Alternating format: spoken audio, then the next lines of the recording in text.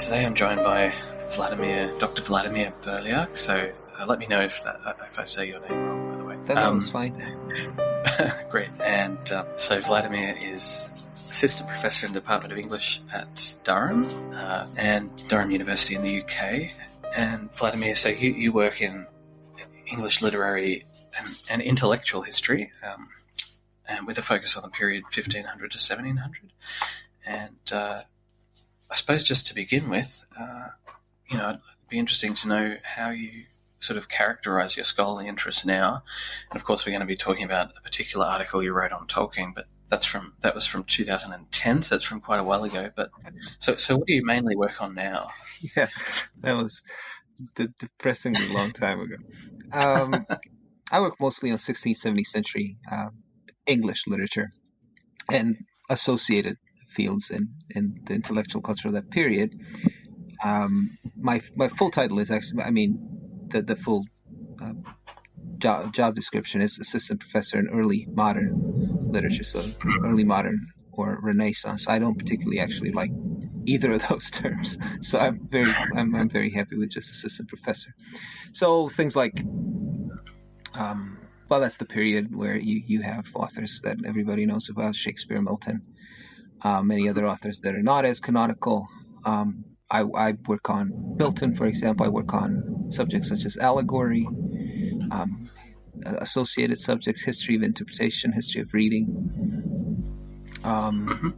Yeah, that would approximately be it. But this article was like a side project, I guess, that I felt I had something interesting to say about Tolkien, and then I said it, and then 10 years went by. Yeah, no worries. Yeah, and as we'll come to, I do think it is a very interesting article. Just out of interest, what I did notice on your bio page at Durham that you've published a lot on Milton, and just very briefly, what interests you in Milton particularly? I mean, obviously that there is a lot to be interested in. Milton is Milton is very interesting in terms of his place in the history of the allegorical tradition.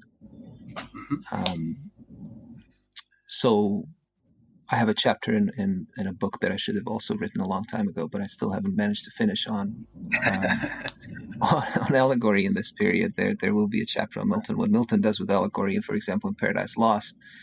In fact, the trajectory of Milton's career is, he moves from relatively conventional ideas about writing an allegorical epic in one scheme or another, maybe maybe similar to Spenser's in the Arthurian framework. Spenser's Fairy Queen, right? And then he goes through several other, considers several other options, then eventually ends up writing Paradise Lost. And so that's one interest. I mean, what his place is and what Paradise Lost contributes to this tradition. And another is, for example, now I'm right in the middle of it. In fact, this third year module that I do at Durham, which is called Paradise Lost as Science Fiction, where we explore, the premises, science fiction, both in the broader and the narrower sense. The idea that Paradise Lost, and I'm not, of course, the first person to say that Paradise Lost shows you other worlds, travelers between these worlds, supernatural beings coming through. It could be, it's a bit of a stretch, but you could look at it as an example of early science fiction. It certainly resonates with certain actual examples of early science fiction from the 17th century. But then in the broader sense of the term, it's also an experiment it's a fictionalized extrapolation of what Milton would have understood as his scientific understanding of the world. That's, of course, an anachronism to speak of science in the sense of the 17th century, but what he would have understood as something equivalent to what we would understand as that. So he tries to construct a fictional universe, which is not entirely, in his view, made up. So he's extrapolating from various domains of knowledge. So theology and biblical studies, philosophy, aspects of developments in early science, astronomy and other sciences, and tries to create a coherent universe out of that. So I think it's an extremely interesting example of that. Yeah, so those would be some of the interests in Milton specifically. I need to go back and read Paradise Lost. I did do a unit on Milton at university, but I think we only read Areopagitica. I don't think we got to Paradise Lost. So. Right. Yeah. Well. The thing with the sort of aspect, the parts of Paradise Lost that are most interesting in this respect are what much of the critical tradition of Paradise Lost sees as basically sort of scaffolding. So the what Paradise Lost is supposed to be about is justifying the ways of God to man. And all this business, flying through chaos, landing on the outer shell of the earth, of the cosmos, of the created world, and then that cosmos has this opening at the top, and on top of that, some sort of a structure is adjoined. So now we're creating this elaborate universe with multiple cosmological domains, and it's all sort of hanging together. It's all being synchronized with aspects of with details from the Bible, details from classical myth, read in a particular way. So that's all there in the poem. Yeah. And it seems, it's so elaborate and so detailed and so coherent. It's there throughout the work.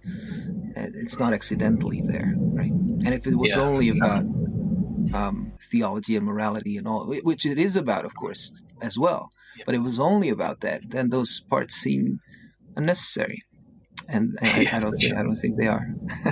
I feel like I should do a podcast on Milton. That sounds really fascinating.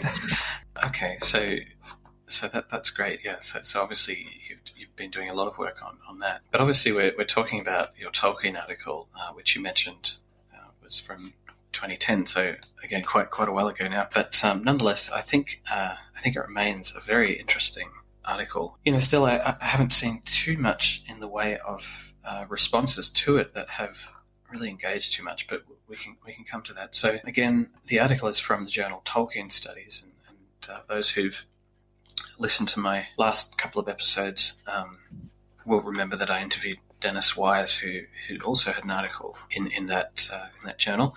This article is called the Book of Lost Tales: Tolkien as Metafictionist. So we're going to talk about some of the themes and just insights that I suppose I find in the article. So obviously, in a general sense, you're talking about Tolkien as a metafictional author. So I guess just from a bird's eye view, from a very broad perspective, in that article, what does metafiction mean to you? And is it characteristic or not, I guess, of modern fiction, of the modern world? And then we'll come to Tolkien in particular after that. But right, yeah. Well, I mean, metafiction is a fairly standard term now, certainly in literary studies, literary criticism, maybe to people who don't really sort of are not particularly familiar with that field and might sound a little out of the way, but all that metafiction really means is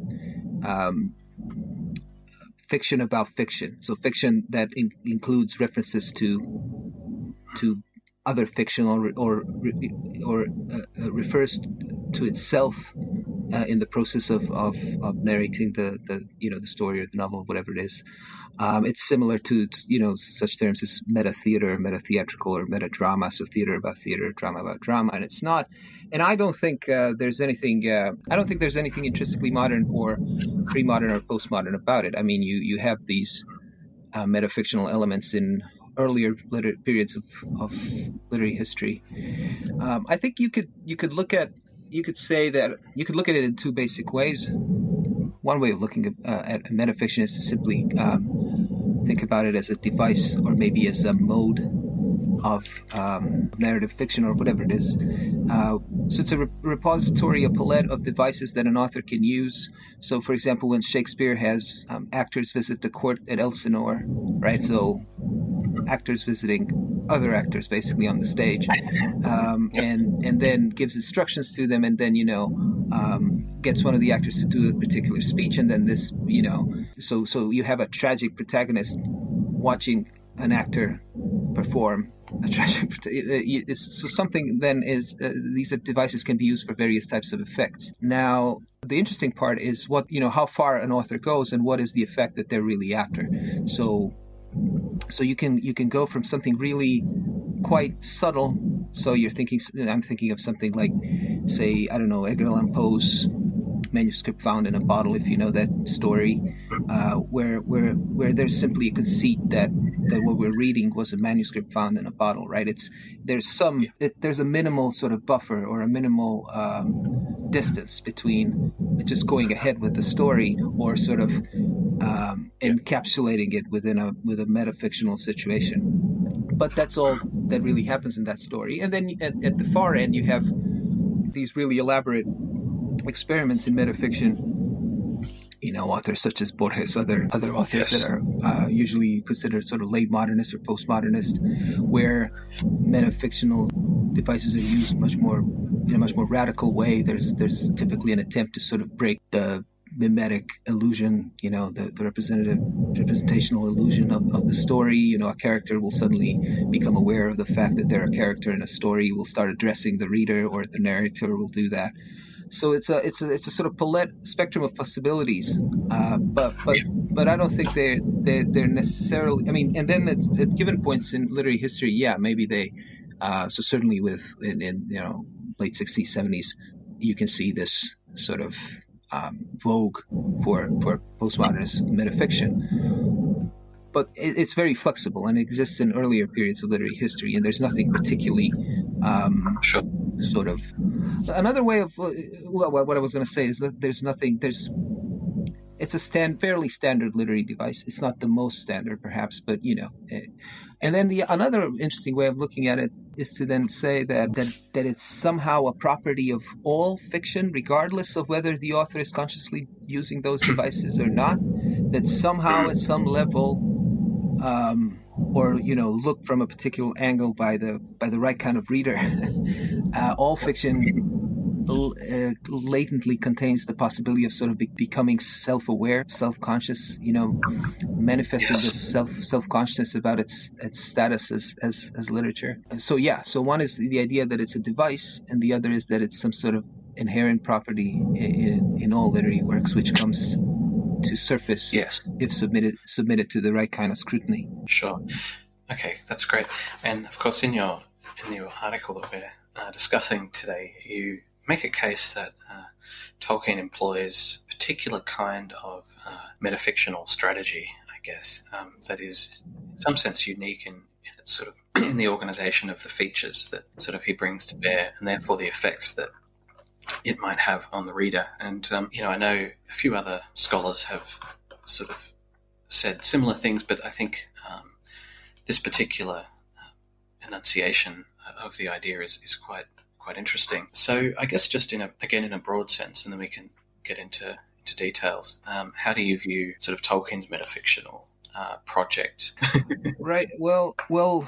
What's interesting? The first thing is to establish a sort of chronology and to establish what Tolkien wrote at what point, how his views changed, and so on. I thought that was interesting to do. And what you find is that from a fairly early period, Tolkien is basically using some metafictional devices. So he will present an early poem as a translation that a character within the poem translated from another manuscript or heard from oral storytellers, and then maybe that story or that poem has been filtered through several languages, and that so constructing these metafictional frameworks for his early works. Of course, and probably better than I do, that the various versions of what would eventually be the Silmarillion had gone through multiple iterations over the years, and most of those involve some metafictional device like that, some account of how these stories have found their way to a manuscript, which is now being reproduced, will be reproduced in print. And then, of course, on the other hand, devising these increasingly elaborate fictional worlds themselves, right? Which and there's of course some tension between these two endeavors. On the one hand, you're creating a fictional world you want, and the sort of the assumption is that you want the reader to be immersed in this world, and we know how immersed Tolkien readers get into Tolkien's world. I mean, And on the other hand, he's devising these increasingly elaborate ways of distancing you from that world. So you think you've seen something, you think you read about these characters doing that, but in fact, what you read turns out was like a distant, semi-legendary account that someone wrote down in a very remote past that went through several sort of recensions, alterations, fictionalizations. So it's not really authentic. And he's constantly, I think, sort of. But sorry, and now I've skipped an important part where that's what eventually he ends up doing. But what I was going to stress is that it's a slow evolution to get to that, and even once The Hobbit, for example, is originally published, has none of that. The Lord of the Rings is originally published in the first edition, has a prologue where which does have like a base. I mean, you could call that a metafictional framework. It has a basic framework of how the manuscript came to the hands of this fictional pseudo editor. But the distance is much lesser. The idea is, the Shire is essentially sort of England or Proto-England. The Hobbits are sort of the Proto-English. He says in the prologue something like they still inhabit the parts of the world that they used to. And then the really interesting part comes, where the work has already been published, and he has this realization that was the wrong thing to do. And then I think in one of Christopher Tolkien's volumes, The History of Middle-earth, he reproduces a note that Tolkien apparently made at some point about this original prologue, saying that was a mistake. I need to cancel something. He says something like, to mistake real life with the machinery of the tale was a mistake. I have to cancel that or something. And he does, right? So in the second edition, he brings out a completely new prologue with a note on the Shire records and other alterations. And that really fits not only The Lord of the Rings, it retrospectively sort of finds a place for The Hobbit, and prospectively it's anticipating that the Silmarillion will also be immersed in this complicated metafictional framework. So what he did, essentially, in my view, was write an extraordinarily complex fictional world into say existence, and then he sort of strategically unwrote it. and the real question is what was gained by that, and why he felt at this final stage of his career that he had to do that. Yeah. Again in your article, that this sort of metafictional conceit, as it's often called, is mediated by this device that's called the Red Book of Westmarch. And I think if people think about Tolkien's metafiction at all, they usually sort of have some sense, it's this found manuscript. So it's sort of in that found manuscript tradition, as you note. And that's sort of, so that's communicated by several sort of, to use the jargon, sort of paratexts. So you've got the prologue, the note on the Shire records, and then you've got the appendices, and in particular Appendix F, or appendices E and F. And taken together, you make a good case that it actually becomes much more complex than simply, as the found manuscript tradition. Not least because, as several scholars have noted, the book as written isn't actually a diary or anything like that. It's a literary construction. Clearly so, right? So the notion that this is literally being produced, by the Hobbit by the Hobbits, I should say, doesn't seem to work. And you note that indeed several scholars have sort of dismissed the conceit for that reason. They sort of say, well, okay, this is just a kind of afterthought that Tolkien's, it's a kind of thin veneer over the book. But you obviously you develop a sort of an argument that no, we have to actually take take that more seriously in light of the actual much more complex kind of construction that Tolkien sort of builds. And part of that is that, as you note, it's not simply that there is sort of one layer. As you say, there are sort of text upon text. There's, in the note on the Shire records, there's a clear sense that we're looking at some sort of literary tradition that's built up, that's how we arrive at this this final product that we're reading. Yeah. Well, I mean, literary criticism is fairly is a fairly democratic and free endeavor, I guess. But one rule applies. Mm-hmm. I mean, even that rule doesn't necessarily apply, but one rule is you have to deal with what is in the text. I mean, and an interpretation ideally will cover as many parts of the text, and there will be some contradictory parts. The decisions will need to be made by the reader. All I'm proposing is that's what it says. That's what it says in the text. So if you just follow the implications of that, you have to arrive at some type of scheme. My scheme might not be correct in every detail. In fact, I'm pretty sure it is, and I actually sort of there are many people who know I'm sure Tolkien's work much better than I do on a much more sort of intimate, detailed level. I used to know it, but I haven't really gone back to it in a long while.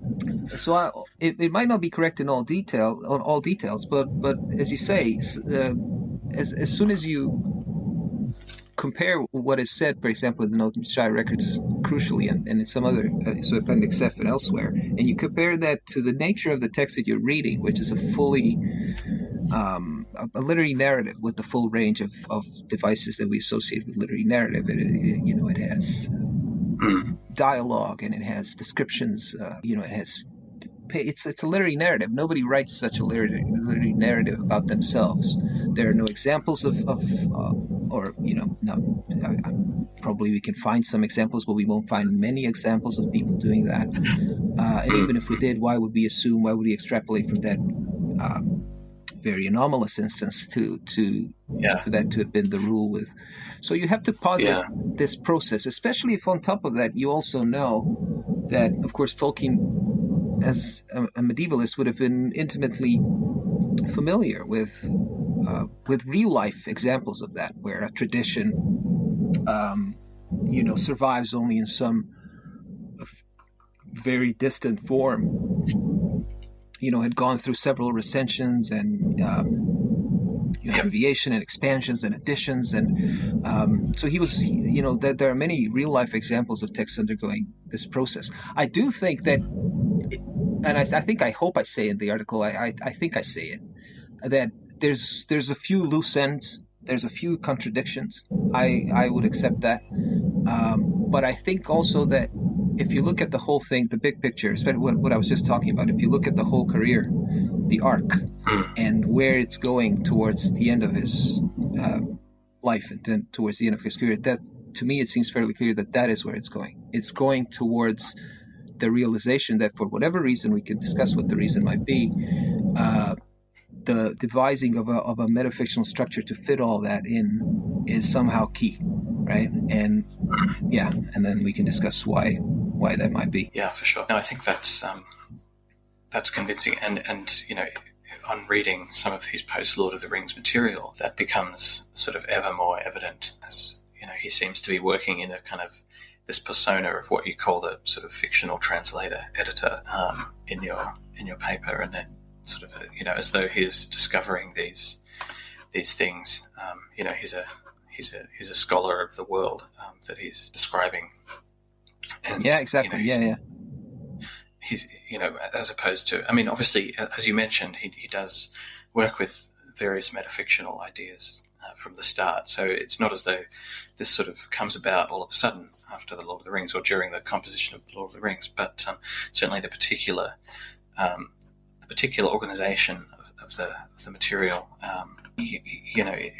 as you mentioned, perhaps only arises as it is now during that second edition. And you note in your article that a lot of Tolkien scholars and indeed readers who I've come across, don't quite know how to take all of this, because of course when you read The Lord of the Rings, there's a sense that, and this is often talked about in terms of this idea of the depth of the narrative, there's a sense that, there's a high degree of verisimilitude. I've never felt that myself, actually. I mean, it's very sort of all-encompassing, but it's not the case if you read it carefully, I think, in any case, that, every detail of the world is sketched in tremendous depth. There are very many kind of holes and sort of features of the world that you have to infer. Mm-hmm.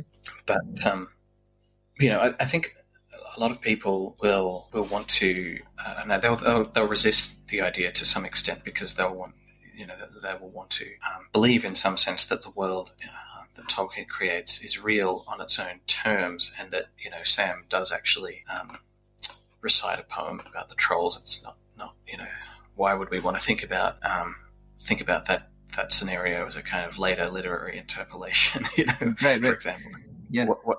So I suppose the question I'm sort of getting towards is, how does and this for me is like something I'm still thinking about and wondering about, and not quite sure how to answer myself, but how does taking this metafictional conceit, so as you mentioned, if we take it seriously, then we have to believe that in some sense the text that we're reading is inauthentic to the history of this world in some sense, right? We're not exactly sure how, but as we've mentioned, it's perhaps based on diaries or first-person accounts of some kind, but it's not itself that account. And as the note on the Shire records says, there are several traditions of manuscript. Or there are several manuscript traditions that of the Red Book. There's not just one Red Book. There are literally several of them, and some of them are in Gondor, and I can't remember which one it is meant to be that is actually sort of behind the Lord of the Rings. Maybe the one that Sam's family has, but clearly we're not reading the original, an original sort of account. So, I don't know, how does that change the meaning of the work, do you think, in light of this conceit? Because, Right. Does it ruin it? Does it ruin it for everyone? So first of all, there's no Tolkien police. You can't go around, of course, telling people you have to read it, and you have to read the note on the Shire records very carefully. Devise a manuscript schema. So you can, just like with any other literary work, basically, you can read it to several, various degrees of involvement. But at this level, where we're giving it serious attention as a literary work, what is gained by it, I suppose, or you can debate whether that was a gain or a loss. Many, perhaps some people would say that it was a loss, that he took the wrong turn towards the end of his writing career, and that maybe he shouldn't have gone down that road, and that has somehow made the work less interesting. To me, it makes it a greater literary achievement, and it also has something. I mean, I think it's fascinating, in fact, that he felt that that's where he had to go at the end, and I think there's something fundamental for us to learn from that, because Tolkien's work is one of the great experiments in creating a fictional world in literature of all times. I certainly don't know of a greater project of that kind. Everybody who's listening to this knows what is involved in the invention of languages, the invention of. So it's not just writing the books; it's inventing the whole backstory for them. It's inventing the languages, the maps, the race, everything. So an experiment of that complexity, and then at the end, what you do is say, well, all of this richness and detail that I've been creating for decades, I will now just sort of wave this metafictional wand over it, and it will all disappear in a way, or will be sort of recede into very far from your reach, behind this layered sequence of sort of these intermediary stages of transmission and so on. So why would you do that? It sort of goes back to that thing about two possible uses of metafiction. One is to to in fact enhance the reality of the narrative. So even with a very basic example like Poe's story, if it's a manuscript found in the bottle, then somehow, because we know, we just live in a world where we have manuscripts and books and writing, so it makes it seem a little bit more real rather than just going straight into the narrative, right? And on the other hand is the other type of metafiction, which is does the exact opposite, which is designed to take you out of the narrative, to break the fourth wall, to break the illusion of narration. And I think Tolkien is an example of that first species of metafiction.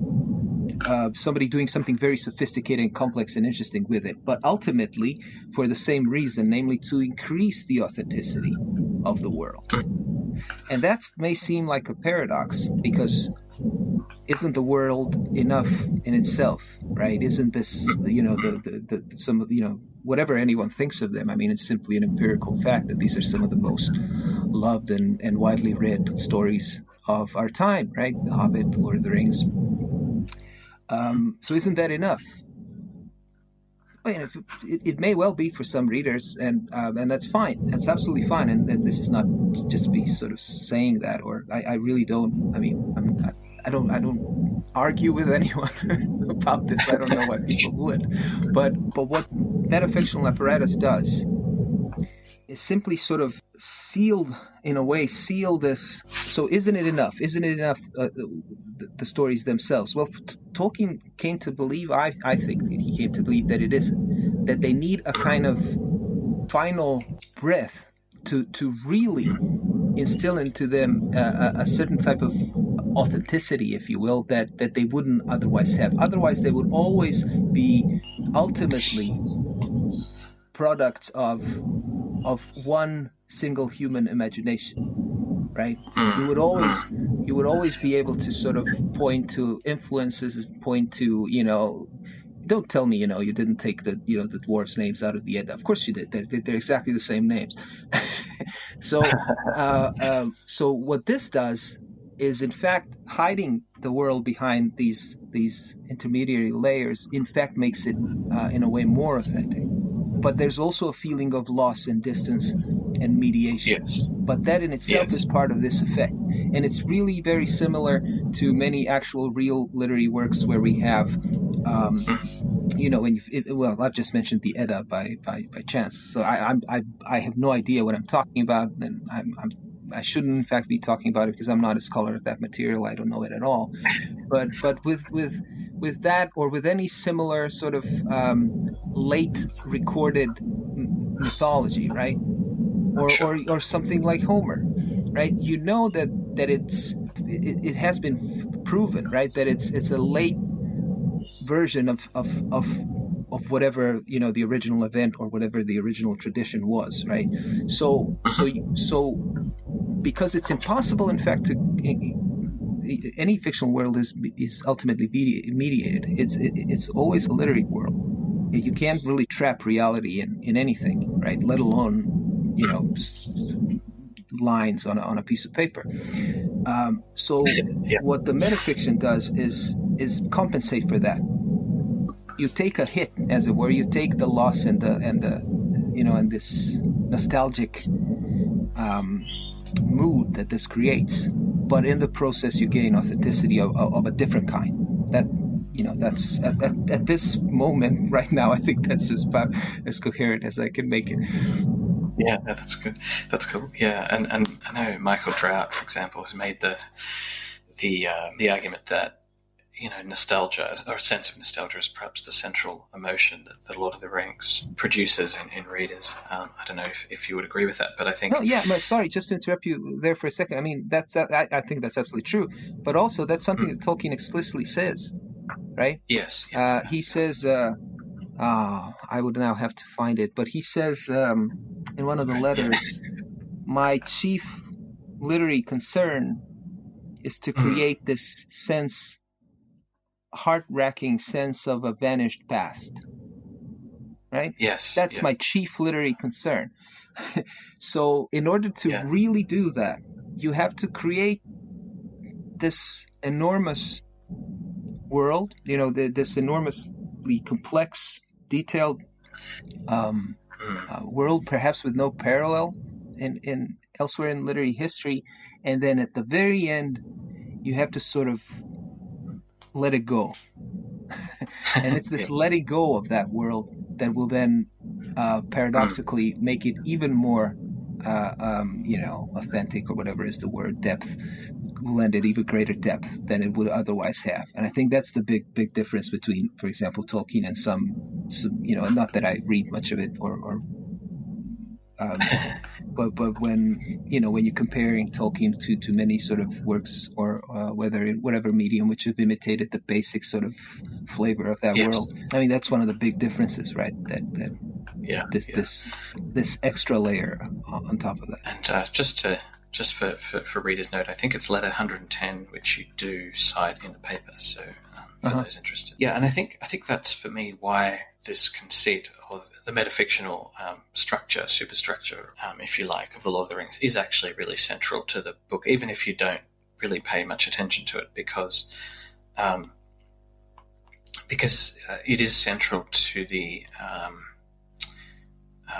production of what I think, or the elicitation, if you like, of what I think is the most important, or the central sort of thematic point of the text, which is that sense of lost nostalgia, those kinds of emotions. And obviously, as I said, sort of it's thematically related to the whole point of the ring, the whole story, which is, or at least the three sort of elvish rings, which are ultimately designed to sort of delay entropy, I suppose.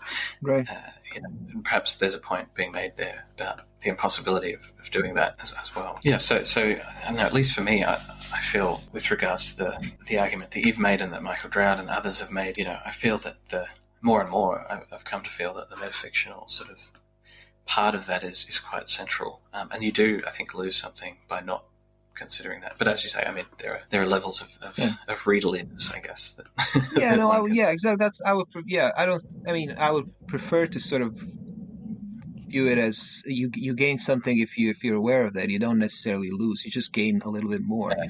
I mean, when I don't know, I don't know if it's changed actually. I don't. I mean, I wish I had the time to keep track of, I do take a peek every now and then when I can, but when I wrote that, I still had this feeling, and I know that it was there, and it's there in the earlier Tolkien criticism, that one of the sort of motivations for a lot of people who wrote like academic literary criticism about it was to sort of justify, right, the interest, and justify, to just to defend Tolkien as a piece of sort of serious fiction, serious literature. I don't know if that's still an imperative or not, but one of the things that I maybe had in mind was that if you really read it carefully, and if you, for example, take a note of this metafictional element, maybe that gives, contributes to that cause a little bit. But I don't know if that's today I somehow feel that it's not an issue anymore. Or maybe, I don't know. Actually, that'd be my question to you. One of the questions that I'd be interested in is that still, do you still feel that? Is this still what anyone's thinking about?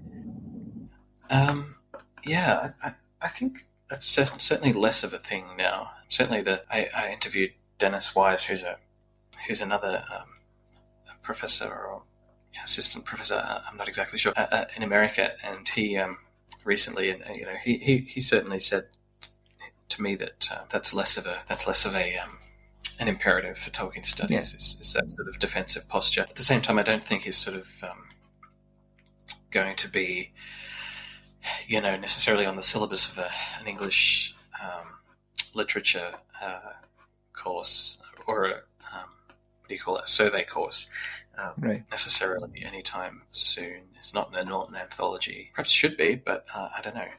But at the same time, I think. I think it gains, by being viewed in this context. Other things about it are interesting as well when you're comparing it to literature of its time. I think it makes it a little bit more of its time in a way. It makes Tolkien less sort of an island. He is, of course, extremely idiosyncratic and original in many respects, but he's not completely outside of the currents of literary history, and even in the strangest ways. I mean, one of devising languages, right? That might seem like some thing that an Oxford professor of early medieval literature, who's also writing this crazy fantasy trilogy, is might be doing. But at the same time, I mean, contemporary with his very earliest work, which was written, I guess immediately after his experiences or even earlier, right? So around the First World, so early decades of the 20th century, 1910s, 1920s.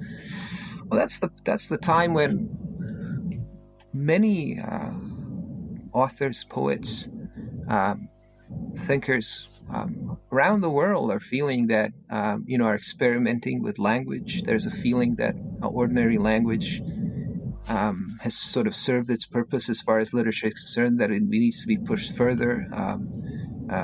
The experiments of the modernist avant-garde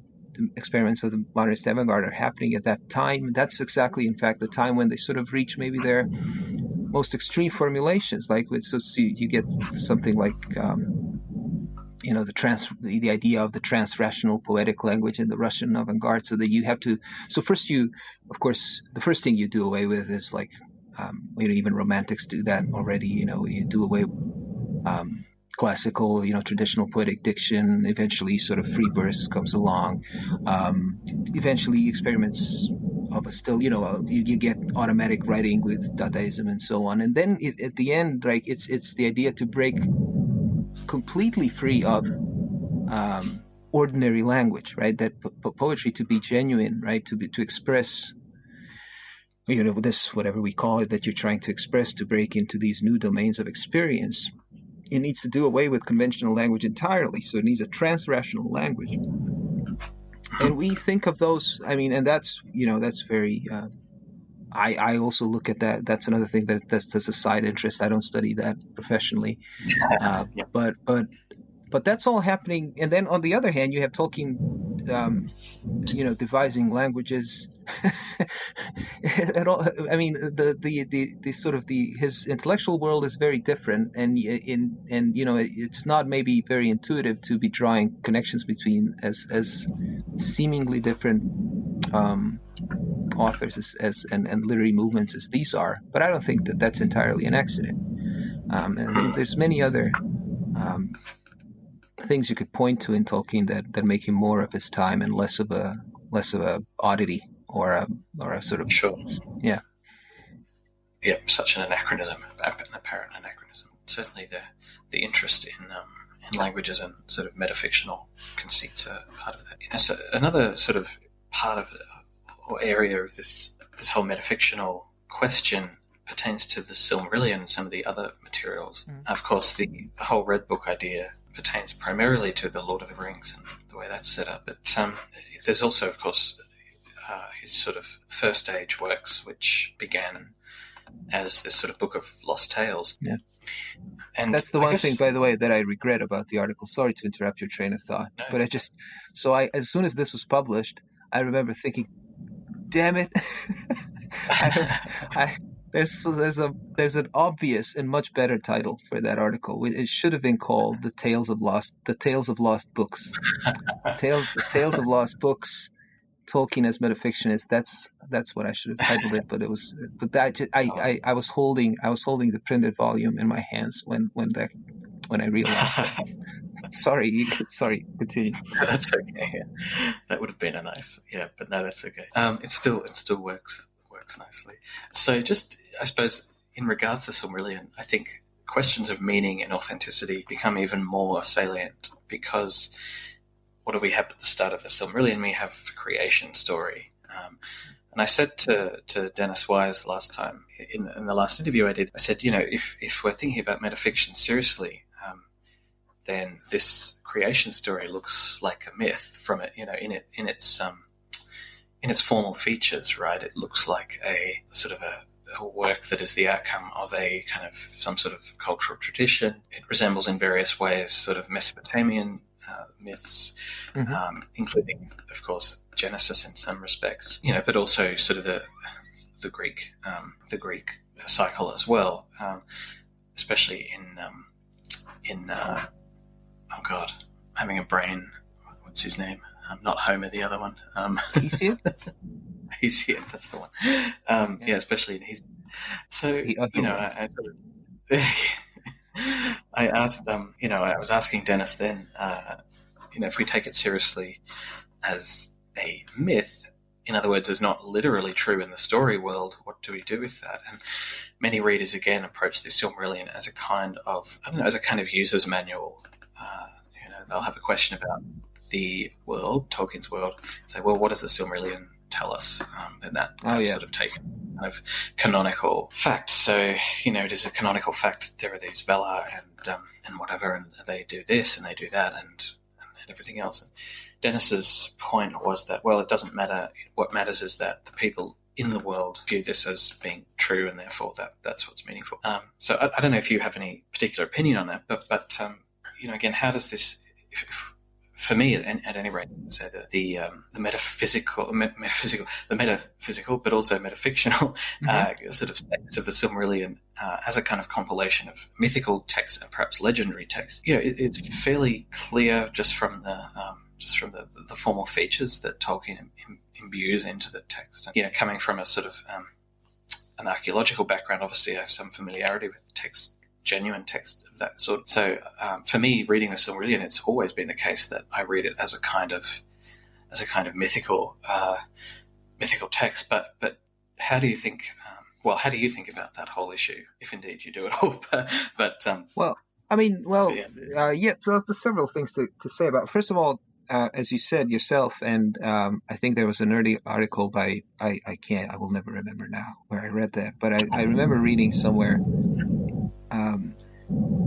Either in an article or a book where somebody says something to the extent of the compendious manner of the narrative of much of the Silmarillion, right? The way it's sort of more constrained in if you compare it to something like Lord of the Rings, is itself a device, itself indicative of, exactly. So, well, one thing that you said slightly earlier on in just now was you said something like the Red Book is not the Red Book concerns more the Lord of the Rings. In fact, in actual fact, it doesn't. I mean, it because it's fairly clear that the so-called Red Book is 5 volumes. One volume is the one that covers the Hobbit and the Lord of the Rings, not the narratives themselves. It is the original source on which, through various steps of, intermediary steps, we eventually reach the narrative that is then translated into modern English as the Lord of the Rings and the Hobbit, right?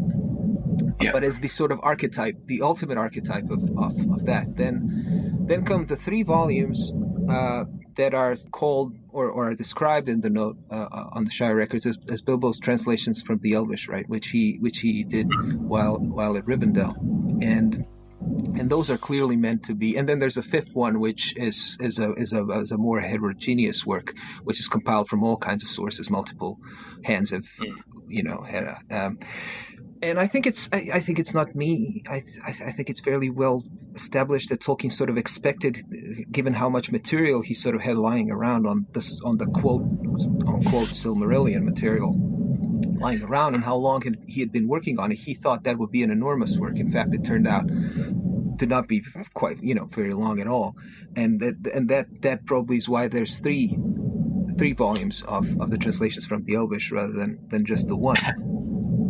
Yeah. Is that true? Am I making that up? Isn't that somewhere in that's what I seem to remember? And I haven't got my book right next to me. I should. Yeah.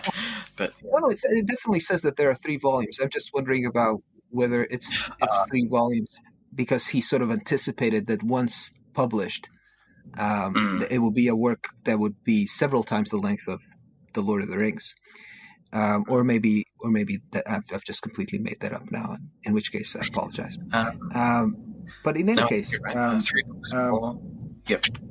In any case, that was the explanation for the Silmarillion, So that's how the Silmarillion was a place was found for it in the framework, just like he had found the place for the Hobbit. And he used, for example, I think, the note on the Shire records. When the note on the Shire record says, Bilbo's diary became a favorite with children and was many times copied. I think that he uses that to correct what he later regretted. Excuse me, which was writing The Hobbit as a children's book, essentially, with that intrusive narrator. All those little mannerisms that then disappear from the Lord of the Rings. Well, that's why, because in fact it wasn't there in the original. The original just was this diary, an account of these real life events which had taken place in ancient history, many, many, many centuries ago. And then along the way, it was sort of,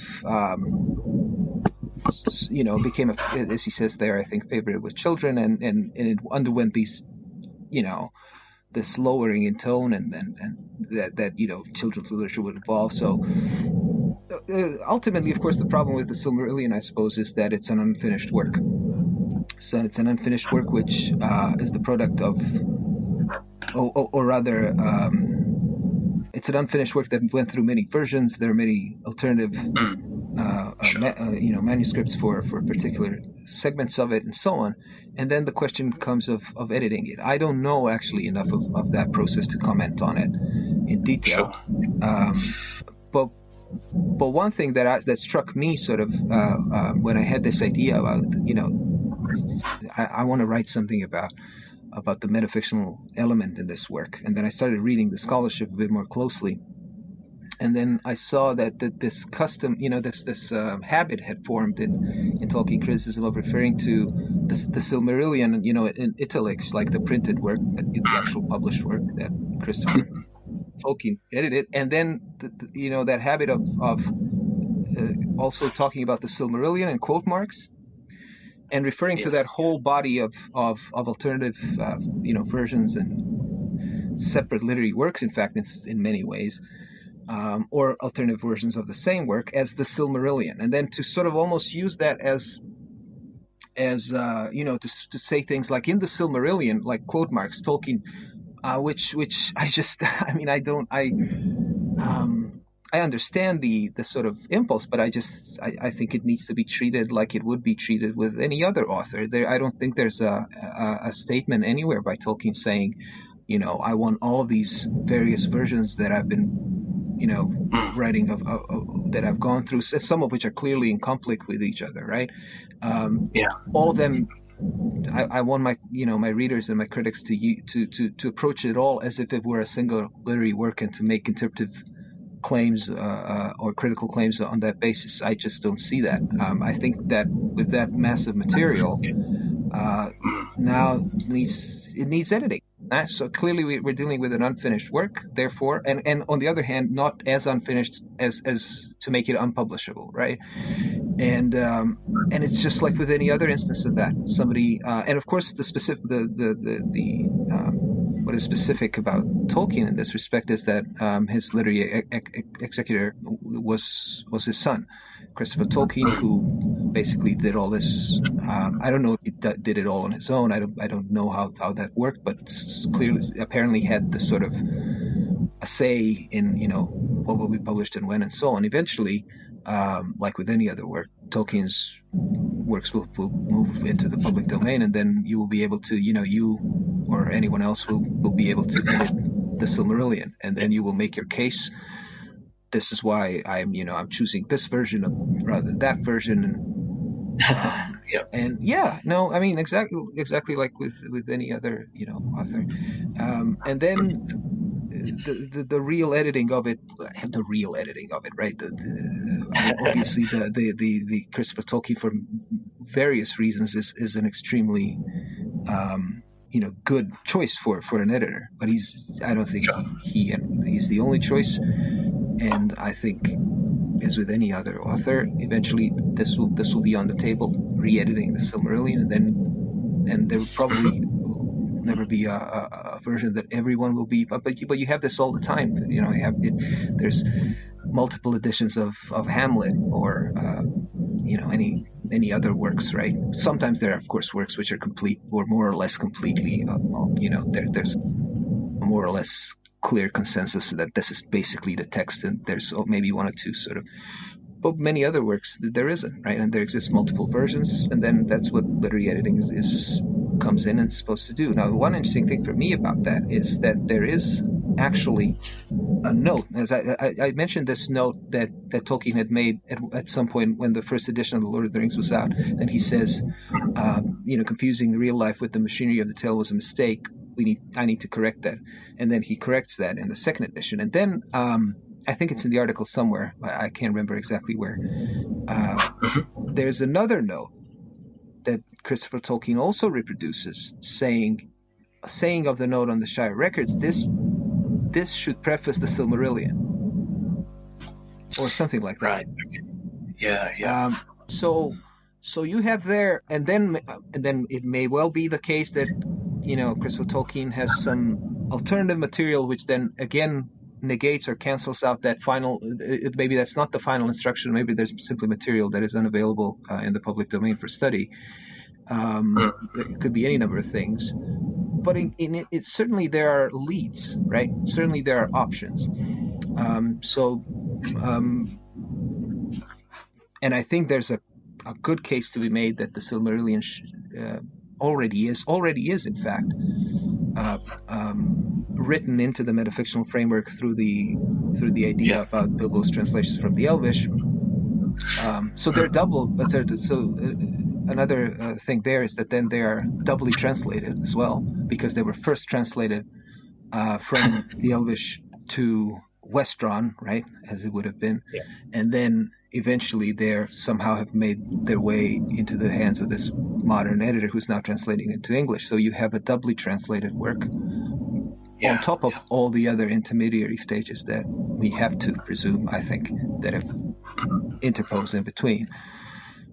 So I mean, I think you will presumably on this podcast have already had a chance to talk to some proper Tolkien scholars, and then they will be able to say what can be done, what should be done, what the options are, and so on. This is just sort of an amateur's view from the side. No, but I think that's right. I mean, as you said, though, I think it's up to the reader as to how seriously they want to take that, and then the meanings that they derive from the knowledge, or from the sense of that distance from, as it were, the original history. Again, as I said, I think that especially in the case of the Silmarillion, regardless of which versions might be better, I think there is a clear case to be made that as you say, belongs to the metafictional kind of conceit, if you like, and that. As I said, reading it myself, I find that sense is already there in the sort of formal features of the text itself. The sort of mythical Another features. thing that I've just remembered, is that doesn't actually Christopher Tolkien say something like that also at some point? He says, "I missed the bit." He basically says, "I missed the part in the note on the Shire records about the translation." That provides the explanation. Yeah. But then that was never sort of. I don't know why. If you've then publicly made this statement that right, that's what it was, and I originally missed it. Why this was never sort of formally executed in later editions of the Silmarillion? It's just something that future editors of Tolkien's work will have to, consider, weigh the options, and go with one or the other. There's never a perfect solution in that. In mostly there isn't a perfect solution. Sure. So I agree, and I think another, ignoring the metafictional nature, which I think, as you said, I think does sort of give the project a sort of a literary flavor. Ignoring it also, it sort of shepherds Tolkien or the whole story into the kind of status as a kind of franchise. You can approach you can approach these stories as though they are simply authentic recordings of events, and there's no mediation. It's just as you mentioned in your article as well, that's sort of more or less how the movies approach the book, and of course with this new Amazon show, if they're going to adapt the Second Age, they have even less to work with. So it'll be interesting to see how literally they take the story, and if they pay any attention at all to the status of those stories as kind of legendary documents, or at least somewhat. Oh yeah, legendary. no, that's I think that's probably the most interesting sort of the most interesting implications of what we've been talking about is for film and TV adaptations of Tolkien, and I actually know very little about the Amazon series. I actually first learned of it in listening to the podcast, the second podcast that you did, where you guys discussed that. I still that's basically all I know. But even when the Peter Jackson films appeared, I don't know if you remember, but I think that's in the article as well, probably, when Christopher Tolkien issued that statement, where I think this is from memory, but I think he weighed his words very carefully and said something like, "The Lord of the Rings is uniquely unsuitable to transformation into visual dramatic form." Yes, yeah. I think that's more or less correct. That's right. Yeah. And I then and still believe that's absolutely true, with the one proviso, which is that unsuitable could have, the word unsuitable in that statement could have been something like challenging or difficult. But beyond that, I think he was absolutely right, and I think this. And my sense was like maybe remembering some interviews, or rather how that how that statement was then treated in the news was like, oh, it's this guy, he's the author's son, he's this old man now, and he doesn't like and he doesn't want it the legacy desecrated, and he's being unduly sort of what and of course, I mean, in a sense that's true. It's not as if like if you make these books into films, I mean, nothing's gonna happen. It's not the end of the world. But I think he was misunderstood, that what he was, and I in fact think that one of the things that is at the same time the greatest difficulty and also the greatest opportunity in translating Tolkien's work into those media is how you deal with this metafictional, let's call it still, dimension of those works. Because what's interesting about it's interesting the differences between the media. What you can do in literary text, you can't quite do in the same way. So there's some attempt at that in the Peter Jackson films, right? We see, I think, in one scene, I think we see, is it Frodo sort of writing the red book, as it were? Yeah, they do show the red book as in a couple of scenes. He's writing as So there's some, but that's just like, that's 30 seconds or less out of 3 full length films. What would be interesting, what's an interesting, and I'm not a director. I don't know how this world seems to work. You're lucky that it's even remotely watchable, let alone if it's that's true. because all those concessions need to be made this multi-million-dollar business, and everybody knows how that works. So in that sense, I mean, I get it. I think it could have been far worse, but I still think that there will be room at some point, and there should be room for a film or a TV adaptation of some of Tolkien's work that would try to mimic that experiment in visual form. Yeah, how exactly you would do that, I have no idea. But like, one idea might be, for example, to have multiple versions of the same event staged in completely different ways, right? So you could, for example, the same motif can appear in the sort of, let's say, classic Tolkien mode, right? This visual version that we've become accustomed to first through the classic illustrators, and then much of that was reproduced. And I think that, what is his name, that served as the visual sort of advisor for the Peter Jackson films, one of the big Tolkien illustrators, right? Alan Lee or whatever. Yeah, maybe. John Well, Howe. anyway, but you saw immediately when you saw the films, this sort of reminded you of some of the covers, and you could see, okay, right, Yeah. that's the the classic,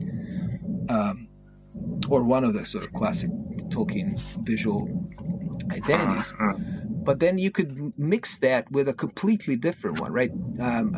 Capturing a completely different sort of, say, pseudo-historical age, maybe, right? Because, for example, one thing that Tolkien eventually claimed, of course, the eventual idea that he settled on, because with the metafictional framework and its increasing complexity, what also increases is the historical distance, right? So if originally the gap between that world and our world was lesser, then eventually it's enormous. So Tolkien, I don't know where he says it, but I remember that he says, this is the events took place in a distant history when the continental masses were different. So that's the period that we're talking about. So prior to the formation of the modern, right? So maybe, I don't know, in a film you do some overlap between scenes in the classic mode and something very strikingly different. Then you maybe cut to the philologist trying to deal with those texts, like the pseudo editor. You show a little bit of him, and you sort of flip back between these layers. I mean, that wouldn't be a blockbuster, and it doesn't need to be. But that's something.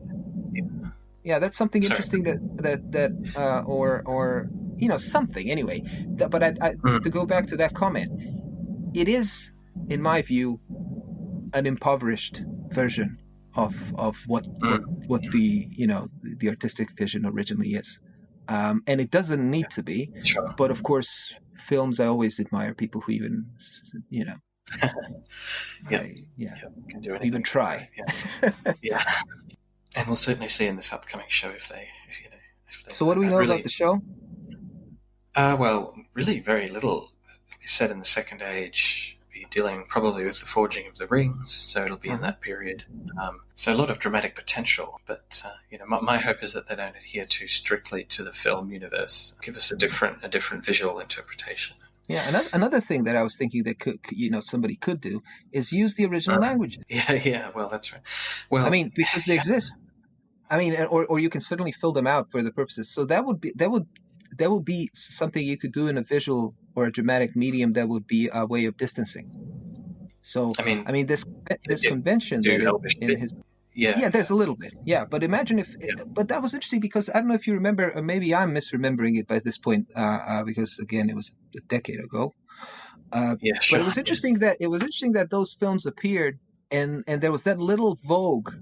Oh, I shouldn't be talking about things that I can't really, but I seem to remember there was that little vogue of films in, like either sort of historical films. I think there was one on Hannibal, which used only the original languages. There was, Mel Gibson's The Passion, right, which used the original languages. There was another film that used, non-English. So, anyway, just used. So broke away from this convention that in a historical film all the characters will be speaking English. Of course, that is a transparent convention that we get used to, just like in literature you get used to the third-person narrator, right? You just don't think about that too much until somebody starts messing with that, as Tolkien does with the metafiction. It was really interesting that on the one hand you had these films. I mean, whatever you make of that, each individual film is irrelevant, right? But just as an example of what could be done. And on the other hand, you had this fantastic work of fantastic fiction, which was now being adapted, and which was among one of the things that it was very, specific for, was that it had these elaborate languages, fictional, made-up languages behind it, and yet this was used very sparingly. In fact, none of those characters ever spoke, of course, had ever heard, none of the people had ever, or characters in those works had ever heard the word of English. English didn't exist. English is a modern language that happened thousands and thousands of years later on than the events So if you wanted to do a distanced film or television or dramatic adaptations, there is things you could do. The question is who would pay for that. Yeah, Yeah. I suppose. I don't know. That would be fascinating. You could build out Westron and Yeah, actually the characters speak in Westron, and presumably also, I mean, I can't remember who's made this point, but other writers have sort of made the point. Well, when we read about hobbits and having clocks and umbrellas and things, we're not meant to take, or we shouldn't take that literally. It's a sort of a conventional stand-in for the notion that the hobbits are kind of idiosyncratic in this world, and you could devise a whole sort of. I'm sure there's fan fiction that does this. You could devise a whole, as it were, historical reality behind the text that is quite that would look to us to be quite alien, and that's the effect. When you read Appendix F, at least for me, that's the effect that you get. Mm-hmm. It's like all these names that sound sort of cozy in English are actually yeah. Well, I mean, one of the things that I love about the Lord of the Rings, yeah. One of the things I love about it is that I think it's the very final page of the sort of standard second edition. The very final page of the final section, right, of the appendices, the final page of the book, is where you find out that there was never any Sam. There was no one called Sam. That's right. There was somebody called. I can't remember what it is, but it's something completely different. Ban. Do you have it? Sam, do you have it? Well, anyway, yeah. People can look it up, but it's. I think in most printed editions, that's the final page. That to me is almost symbolic of this this thing we're talking about, right? And also at the beginning, the final sentences of those to me are that's to me a masterpiece. Is what he does at the final passage of the note on the Shire records, and I think I say in the article something like that. You almost have the sense that everything else had to be designed and invented and written out, this vast project, only so that one sentence and with him went the last living memory of the elder days in Middle Earth, something like that, so that would have the emotional and the sort of aesthetic impact that it needs to have. That's what this whole metafictional thing is about. That's the effect that he wants. It's almost like it's almost like it's just, that's the payoff, as it were, right? You have to go through all of that to elicit this extremely rare, extremely intense aesthetic effect that you're, and then readers can be taken with it more to greater or lesser degree. Some people just are not particularly moved or interested in it. That's fine. But for those on whom it does have an effect, I don't think there's anything quite like it, right? Yeah, I agree, and I think that's why I find enduring appeal in it, and that's why I keep sort of going back and reading because there is something, as I think you say, and I know Michael Drout's sort of worked this up into more of a metaphor. It becomes a kind of ruin, a textual ruin. In a sense. It produces a sense of as I've said, that sense of nostalgic distance that is so important to it, and I think that more than, well, for me at least, more than sort of hope or I don't know, good defeating evil. That's more for me the thematic core of the book, and if not more. These motifs. I mean, the appreciation of the ruin, the appreciation of the ancient and the antiquarian. I mean, these are standard sort of romantic and post-romantic, literary and aesthetic emotions, literary and aesthetic effects. Tolkien is I suppose interesting, and I know that I'm not the only. I mean, I remember reading scholarship to that effect where. He's both sort of a late romantic, of course, in many ways. Perhaps most obviously, certainly more obviously than he's a late romantic. Then he's also a kind of a weird, like a modernist on the sidelines of a marginal modernist. And I think he's sort of in between those things, is where I would locate the work in literary history, but. It's it's an extraordinary experiment. I mean, you have to. I mean, I feel that I don't know if I'll ever write anything on it again. I haven't read Tolkien in a long while. I don't like Sure. the idea of having the time to read at some reasonably sort of leisurely pace. A work of Yeah. the length of the Lord of the Rings seems like a complete fantasy at this point. But we are in the middle of term, so that's why For sure. things might look better in a couple of weeks. But you have to know. I think you have to sort of familiarize yourself with that work if you're like a literary critic or a literary historian of any description. Sure. And then part of that is sort of paying attention to these metaphysical. Now I did it. Metafictional elements of the work. Yeah. Sure, and indeed also the metaphysical one. Yeah, no, I think that's true. Yeah, well, I guess it's probably getting late for you, so I might. This is the. I mean, it was a pleasure talking to you. I'm not. Thank you for getting up early. But I appreciate the invitation. It's really interesting actually revisiting something that you wrote all those years ago.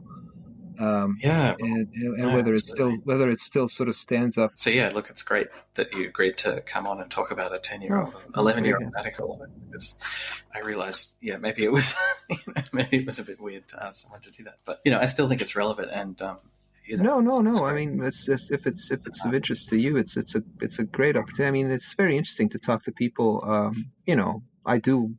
It's not my sort of what I normally do, and then it's interesting to talk to people with completely different perspectives. Yeah, for sure. Thank you for coming on the podcast, and